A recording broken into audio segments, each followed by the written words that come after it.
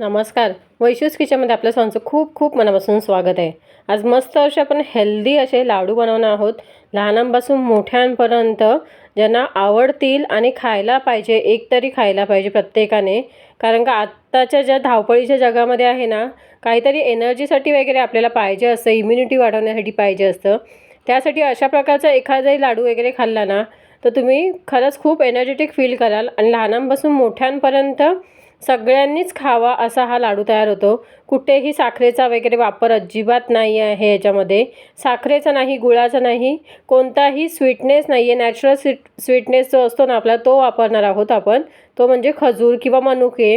ह्या अशा पद्धतीने वापर करून आपण मस्त असे लाडू वळणार आहोत. त्यासाठी मिक्स ड्रायफ्रूट्स घेतलेले आहेत.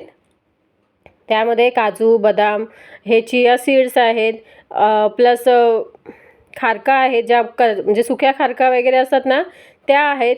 त्या छान भाजून घ्यायच्या आहेत. आपण गॅसवर पॅन ठेवलेला आहे. पॅनवर मस्त असे सगळे टाकलेले आहे ड्रायफ्रूटचे आणि हे छान भाजून घ्यायचे आहेत. चांगला यांचा खमंग वास येईपर्यंत लो टू मीडियम फ्लेमवर आपण भाजून घ्यायचे आहेत.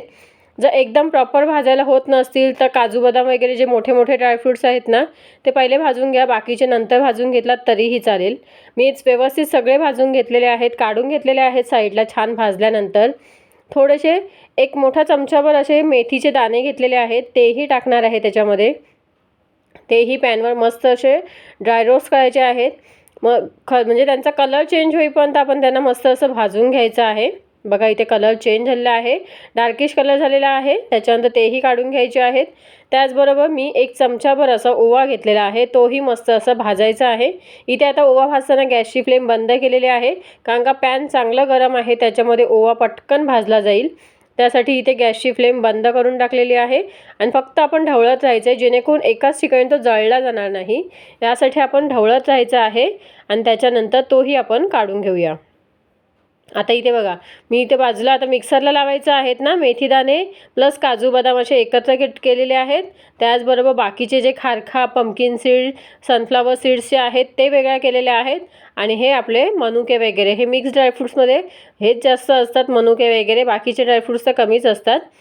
आता हे मनुके वगैरे, अंजीर आहेत, प्लस ॲप्रिकॉट वगैरे जे बोलतात ना ते आहेत. असे सगळं वेगळे करून घेतलेले आहेत. पहिले आता मिक्सरच्या भांड्यामध्ये मी काजू बदाम ची पावडर करून घेणार आहे. हा पावडर तयार करणार आहे. तुम्हाला जर चंक्समध्ये पाहिजे असेल तर तशा पद्धतीनेही तुम्ही करू शकता. मी इथे माझ्या मुलासाठी वगैरे बनवते, त्याच्यामुळे मी थोडीशी पावडरच करते याच्यावर, जेणेकरून त्याला खायलाही इझी जाईल. आणि आता ही पावडर तयार करून घेतलेली एका मोठ्या बाउलमध्ये ट्रान्सफर करून घेतलेली आहे. बाकीचा दुसरा पार्ट जो होता मेथीदाणे वगैरेचा, तोही मस्त असा मिक्सरला लावून घेतलेला आहे. मेथीदाणे आणि प्लस काजू बदाम असे छान पावडर तयार होते याचीही. खूप मस्त इझिली भाजले चांगले गेले ना की मस्त अशी इझिली पावडर तयार होते. त्यानंतर हे बाकीचे जे आहेत, जे pumpkin seed, sunflower seed, chia seeds, plus म्हणजे चिया सीड्स म्हणजे अळशी आणि प्लस खारका जे आहेत त्याची पावडर करून घेतलेली आहेत. त्याचीही पावडर बघा इझिली तयार झालेली आहे. तीही आता आपण त्या मोठ्या बाउलमध्ये ट्रान्सफर करून घ्यायची आहे. त्यानंतर आता याच्यामध्ये टाकणार आहोत आपण ओवा. मी फक्त साईडला ठेवला होता ना, तो ओवा थोडासा आपण जाडसर असा मिक्सरला वाटून घेणार आहोत. तोही थंड झालेला आहे. थोडंसं एकदम बारीक पावडर नाही होणार आणि पावडर पाहिजे तर पावडरही करू शकता, पण मी थोडंसं जाडसर असं ठेवलं आहे, कारण का ते दाताखाली येऊ यायला पाहिजे, जरासं खाताना वाटलं पाहिजे खातोय म्हणून. त्याच्यामध्ये ओवाही आहे.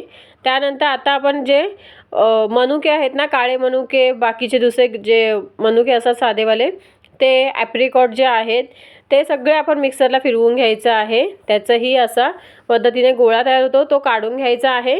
त्याच म्हणजे जे आपण बाकीच्या ड्रायफ्रूटची पावडर तयार करून घेतली ना, त्याच्यामध्येच काढून घ्यायची आहे. आणि आता हे तर वापरणारच आहे, पण हे पुरेसं होणार नाही, त्याच्यामुळे मी अजून वापरणार आहे खजूर. ते मी 2-3 फेऱ्यांमध्ये लावून घेतलेलं आहे. आणि नंतर हे जे सीडलेस खजूर असतात ना, म्हणजे ओलेवाले खजूर जे असतात म्हणतात ना, ते लावून घेतलेले आहेत. आणि जास्त जे ड्रायवाले असतात त्या खारका असतात, त्याच्यामुळे ह्या खारका म्हणजे खजुरांनी ना छान त्याला बाइंडिंग येते.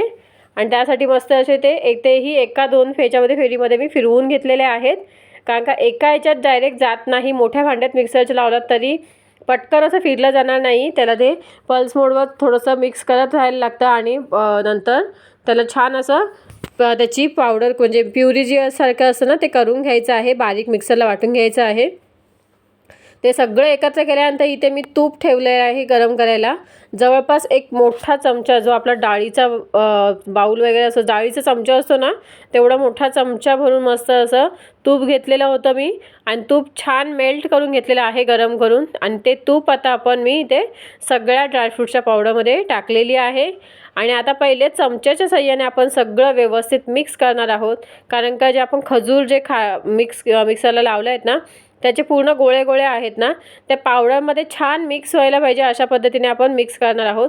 चमच्याच्या साहाय्याने मला प्रॉपर जमत नाही आहे, कारण का खजुराचे ते भरपूर मोठे मोठे असे गोळे आहेत. कारण का दुसरं आपण स्वीटनेससाठी काहीच वापरणार नाही आहोत, त्याच्यामुळे बाइंडिंगसाठी ते खजूरच खूप छान उपयोगी पडतं. त्याच्यामुळे आता मी चमचा काढून टाकते आणि हाताने छान मिक्स करते, की मग लाडू वळायला पटकन होतील. फक्त हे मिक्सरला लावेपर्यंत जास्त टाईम लागतो. बाकी जर बघायला गेलात ना, तर लाडू वळताना अगदी 5 ते 7 मिनिटात तयार होतील लाडू.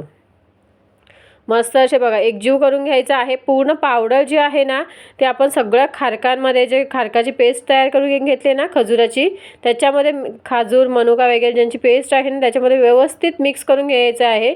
प्लस तूप वगैरे टाकलेलं आहे, त्याच्यामुळे छान एकजीव होतात आणि लाडू वळायला मग इझी होतात. त्याच्यामुळे फक्त हे करेपर्यंतच टाईम, मिक्सरला वगैरे लावेपर्यंतच टाईम लागतो. तेही खजूर जे आहेत, ओले खजूर, ते लावायलाच टाईम लागतो. बाकी असे तर ड्रायफ्रूट्स वगैरे काजू बदाम छान भाजले गेले की मिक्सरला छान पटकन पूड होते. आणि आता याच्यानंतर हे लाडू वळायला घेऊया. बघा मी थोड्याशा मोठ्या साईजचाच लाडू तयार करते. अशाच पद्धतीने मी सगळे लाडू वळून घेते आहे. आणि हे बघा मस्त असे आपले लाडू वळून झालेले आहेत. मस्त असं इम्युनिटी बूस्टर म्हणून एखादा तुम्ही लाडू खाऊच शकता यातला.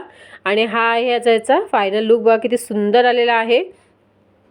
आणि खरंच लहानांपासून मोठ्यांपर्यंत एक तरी प्रत्येकाने खाल्ला गेला पाहिजे रोजचा, अशा पद्धतीचा हा लाडू आहे. कसा वाटला मग आजचा हा व्हिडिओ, आजची ही रेसिपी? आय होप तुम्हाला आवडली असेल. व्हिडिओ आवडल्यास व्हिडिओला लाईक, शेअर आणि सबस्क्राईब करायला विसरू नका. थँक्यू.